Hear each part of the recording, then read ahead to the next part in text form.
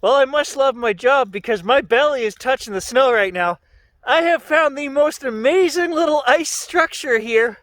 I'm going to show you guys. I took a couple pictures. It's friggin' awesome!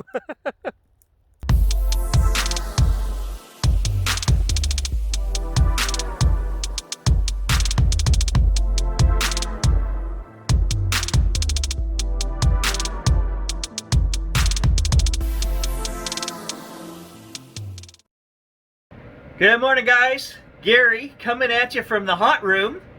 When I was a kid, we had a wood stove. So when you went outside and you played, you brought your stuff in, you went down to the wood stove and you hung all your clothes to dry. 2020, we don't have any wood stove. But we do have an on-demand heat system in my house. Heated floors, tiny little water tank. Don't need a big water tank if you got an on-demand system, right? I know a lot of you guys are saying, Gary, you got a small tank. Yeah, I know. Anyway, that's the reason I'm shooting my intro in here is it's warm. The floors are heated. I don't want to go outside, but the dog is bugging me. Minus 12 degrees Celsius. I think there's a really cool chance we might find some nice ice crystals, close-up macro stuff. I don't know. Let's take one camera with a 200 millimeter macro lens and the dog for an hour and go see what we can find. Not looking forward to going outside. So I lied. We're going to use a 100 millimeter macro lens. And I'm just out at my wood pile here. And there is some cool frost. So we're going to get some photos. Then we're going to hike through the bush. And I found some really cool frozen leaves yesterday under a sheet of clear ice. Maybe we can find those and take some pictures of those as well. So I mentioned yesterday I'm feeling a little burnt out, not creative. Well, I always fall back to my photography when I feel like that. So that's what this video is going to be about. This video is just for Gary. Photography for Gary.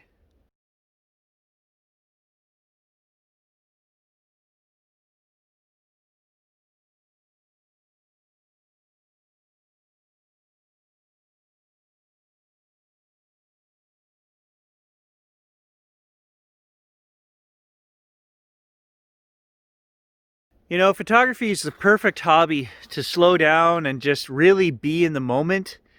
And I think that helps the creativity too, because you're working slow, you're using your creative eye, you're looking around, you're trying to compose a scene. It's not a video thing where it's, 30 frames or 60 frames a second. It's one frame. You're trying to get that one perfect frame and you really have to slow down.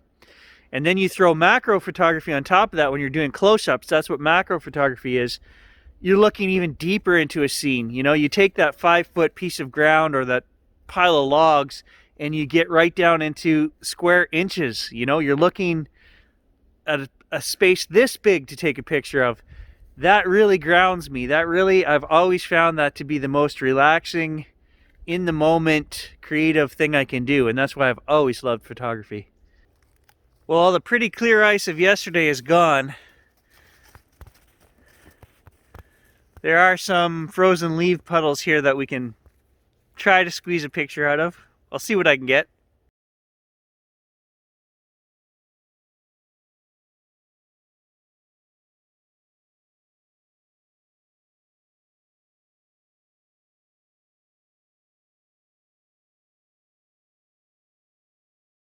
Well, that and being in nature, right? I mean, you could do any kind of photography, but this guy likes nature photography.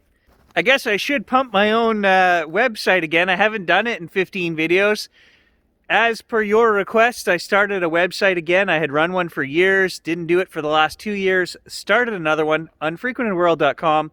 Go on there, you guys can check out my work. Again, we had this explosion the first week. Basically, I paid for the 3 years that I had to pay for the website to get everything set up and that. We paid for that in the first week. I haven't had a sale since then. So if you're interested in supporting the channel and helping the channel, go on there, check out. There's information about how to purchase. There's all kinds of galleries. You can look at all my nature stuff. Go on, unfrequentedworld.com. Thanks, guys. Hey, there it is. Clean away the fresh snow from last night. There's the image I wanted to shoot. I found it. We're gonna shoot it.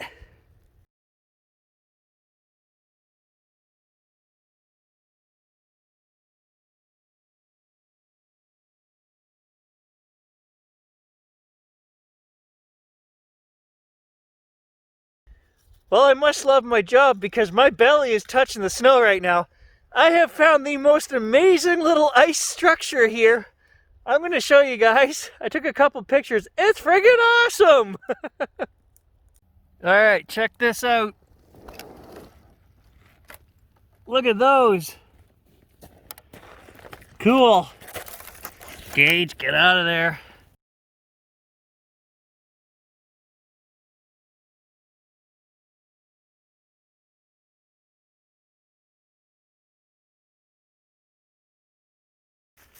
It is wet, it is cold. My gear's freezing up, but I'm having a blast. Oh no, Gage just broke my icicle moose. But I got a picture of it first.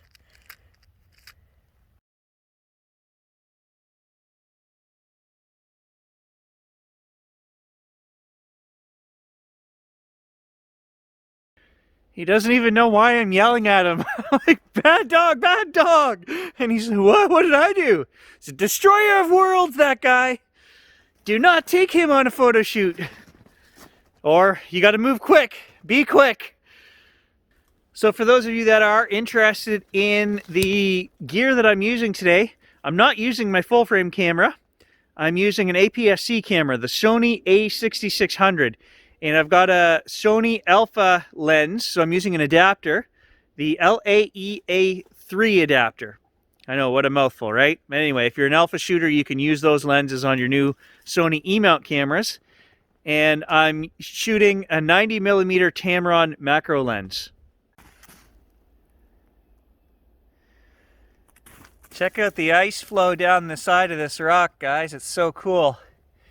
Maybe I can get a photograph of this, something. Ooh, that big orange icicle right there screams, take my picture.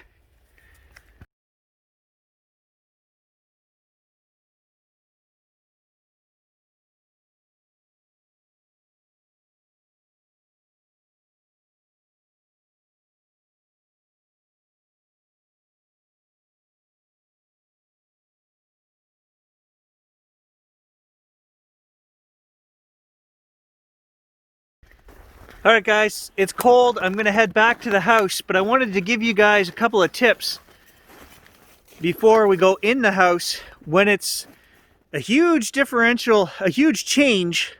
You know, minus 12 degrees Celsius. We're going to go inside the house, is probably 20 degrees Celsius.